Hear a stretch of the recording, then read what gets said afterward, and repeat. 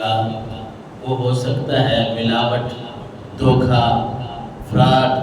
فریب، کسی طریقے پہ بندہ 2 نمبر کام کر رہا ہے، ظاہراً اسے لگ رہا ہے کہ میں شاید کوئی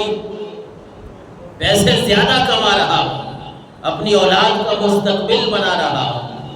لیکن اصل میں وہ اپنی اولاد کے مستقبل کو تباہ کر رہا ہے۔ یہ نا 2 چیزیں الٹی نظر آتی ہیں۔ اس طرح قیامت کی نشانیوں میں پچھلے جمعے پہ میں نے یہ عرض کیا تھا کہ جب دجال آئے گا نا، دجال، تو اس کے پاس کوئی ایک باغ بھی ہوگا جس کو جنت کہے گا، اور ایک قسم کی اس نے دوزخ بھی بنا رکھی ہوگی، لوگوں کو ورغلائے گا، اور وہ دونوں چیزیں ظاہراً جو نظر آتی ہیں اس طرح نہیں ہوگی، الٹ ہوگی۔ جس کو وہ جنت کہہ رہا ہوگا، لوگ جو اس کی بات مانیں گے وہ کہے گا اس جنت میں آؤ گے، وہ اصل میں دوزخ میں جا رہے ہوں گے، اور جو اس کی بات نہیں مانیں گے لوگوں کو کہے گا کہ یہ جہنمی ہے، تو وہ جہنمی اصل میں جنتی ہوں گے۔ یہاں بھی یہی ہے کہ جو حلال کمانے والے ہیں ظاہراً پیسہ تھوڑا ہے، مال تھوڑا آتا ہے، لیکن یاد رکھیے گا کہ اسی میں ذہنی سکون بھی ہے، برکت بھی اسی میں ہے۔ اور اللہ کے نبی صلی اللہ علیہ وسلم نے فرمایا، حضرت ابو سعید خدری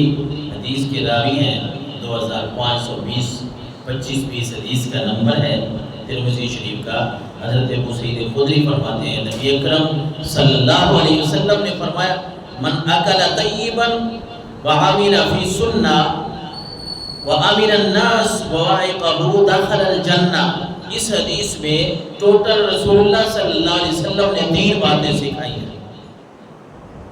اور جنت کی ضمانت اللہ کے نبی نے عطا فرمائی۔ وہ 3 باتیں کون سی؟ حضور نے فرمایا، جو بندہ حلال کھاتا ہے، جو بندہ حلال کھاتا ہے، وعمل فی سنہ، سنت پہ عمل کر رہا ہے، جتنی اس کی طاقت ہے وہ سنتوں پہ عمل کر رہا ہے، اور تیسرا فرمایا وَآمِنَ النَّاسِ وَوَائِقَهُ، لوگ اس کے برے اخلاق سے بچے ہوئے ہیں، یعنی لوگ اس سے محبت کرتے ہیں، اس کا اخلاق اچھا ہے، بہتر اخلاق والا ہے، اس کے شر سے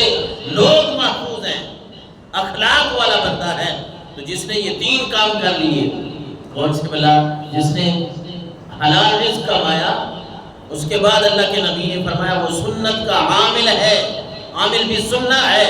اور تیسرا فرمایا اس کے شر سے لوگ محفوظ ہیں، اللہ ایسے آدمی کو جنت میں داخلہ نصیب فرمائے گا۔ اللہ اکبر۔ یا ایھا الذین آمنوا کلوا من طیبات ما رزقناکم۔ ہمارے یہاں تو عشر کا سیزن چل رہا ہے، عشر گندم کا بھی ہوتا ہے، ہر فصل کا ہوتا ہے، ہر فصل کا عشر ہوتا ہے، اور عشر، زکوٰۃ، فطرانہ، یہ جتنے بھی واجبی صدقے ہیں نا، یہ کچھ زیادہ نہیں رکھے اللہ نے۔ ہم ویسے ہی دل چھوٹا کر بیٹھتے ہیں، ہم سمجھتے ہیں کہ شاید زکوٰۃ کا پیسہ لو جی بڑے اوکھل کمایا ہے، موقع میں نہیں۔ بھائی 1 لاکھ میں سے صرف 2500 روپے آپ نے لینے، 2.5% یا 40واں حصہ جس کو ہم کہتے ہیں، 2.5% آپ نے اللہ کے راستے میں دینے ہیں، یہ زیادہ ہے؟ 97,500 وہ تیرا ہے، صرف 2500 روپے آپ نے غریبوں کو دینا ہے۔ اگر عشر کی بات کریں، اور وہ جس طرح ہمارے علاقے میں روٹین ہے، ہم خود خرچہ کرتے ہیں، ٹیوب ویل چلاتے ہیں، سولر چلاتے ہیں، تو اس میں سے 20واں حصہ ہے، یعنی 20 کلو کہیں، 20 ٹین کہیں، 20واں من کہیں، کہ 19 آپ کے ہیں، 1 آپ نے دینا ہے اللہ کے راستے میں غریبوں کو۔ یہ کوئی زیادہ ہے کہ جہاں آپ کے 20 من گندم ہوئے، وہاں 1 من آپ نے گندم کا اللہ کے راستے میں دینا ہے غریبوں مسکینوں کو۔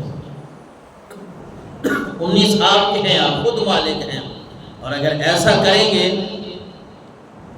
تھوڑا سا مال اللہ کے راستے میں دے کر اپنے مال کو پاک کر لیں گے،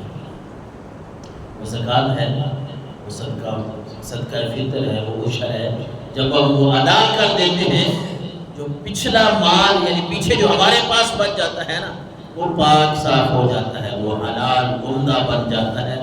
پھر اس رزق میں سے جتنا خود کھائیں گے، اولاد کو کھلائیں گے، گھر والوں کو کھلائیں گے اس پہ صرف ثواب ہی نہیں ملے گا، اللہ اس پہ برکت بھی عطا فرما دے گا۔ مسلم شریف کی حدیث ہے 2346 نمبر پہ رسول اللہ نے فرمایا یا ایھا الذین آمنوا کلوا من طیبات ما رزقناکم ثم ذکر الرجل یطیل السفر واشعث اغبر یمد یدیہ الی السماء یا ربی یا ربی ومطعمه حرام ومشربه حرام وملبسه حرام وغذی بالحرام فأنى یستجاب ذلک او کما قال۔ اللہ کے نبی نے یہ آیت تلاوت فرمائی، اے ایمان والو، رسول اللہ نے یہ آیت کا حصہ تلاوت فرمایا کہ اے ایمان والو حلال رزق کماؤ، حلال رزق کا بندوبست کرو۔ اور پھر آپ نے ایک آدمی کا تذکرہ کیا، آپ نے فرمایا ایک آدمی بڑا لمبا سفر کرتا ہے، لمبا سفر کر کے آتا ہے اور اس کے بعد اتنا لمبا سفر پیدل سفر کر کے آئے، اس کے بال جو ہے وہ گرد آلود ہیں، گرد غبار بالوں پہ، داڑھی پہ، سفر کی حالت میں ہے، پیدل سفر ہے، کئی دنوں کا کئی مہینوں کا سفر کر کے آیا ہے۔ یمد یدہ الی السماء یا ربی یا ربی، اللہ کا گھر سامنے ہے کعبہ شریف، اتنا لمبا سفر کر کے وہاں کعبہ چاہے سامنے ہی ہے، کعبہ شریف سامنے ہے، اللہ کا گھر سامنے ہے، وہاں کھڑے ہو کے اللہ کے نبی نے فرمایا وہ ہاتھ لمبے کر دیتا ہے، ہاتھ اٹھاتا ہے دعا کے لیے اور کہہ رہا ہوتا ہے یا ربی یعنی یا اللہ اے میرے رب مجھے یہ بھی عطا فرما دے، یہ بھی عطا فرما دے، دعائیں کر رہا ہے۔ لیکن رسول اللہ نے فرمایا مطعمہ حرام مشربہ حرام ملبسہ حرام غذی بالحرام۔ اے میرے صحابہ، سفر تو لمبا کر کے آیا ہے، آیا بھی اللہ کے گھر ہے، کعبہ شریف بھی سامنے ہے، مانگ بھی اللہ سے رہا ہے، لیکن حضور نے فرمایا اس کا کھانا بھی حرام، اس کا پینا بھی حرام کا ہے، اس کا لباس بھی حرام کا ہے، غذا بھی اس کی حرام ہے۔ فَأَنَّى يُسْتَجَابُ لِذَلِكَ، حضور نے فرمایا اب اللہ اس کی کیسے دعا قبول فرمائے؟ حلال کا اہتمام نہیں کرتا، حلال رزق کماتا نہیں ہے، حلال کھاتا نہیں ہے، اپنے بچوں کو حلال کھلا نہیں رہا، اب دعائیں کرے گا تو حضور نے فرمایا اللہ اس کی دعا کیسے قبول کرے؟ اس طرح رب دعائیں قبول نہیں کرتا۔ دوسرا خلاصے کے طور پہ یہ بات بھی سمجھ آ رہی ہے کہ بندہ اگر حلال رزق کا اہتمام نہ کرے تو پھر دعائیں قبول نہیں ہوتی، اللہ تعالیٰ دعا کو قبول نہیں کرتا۔ اس لیے جب بھی اللہ سے مانگے اس سے پہلے اپنے پیٹ میں جو لقمہ جا رہا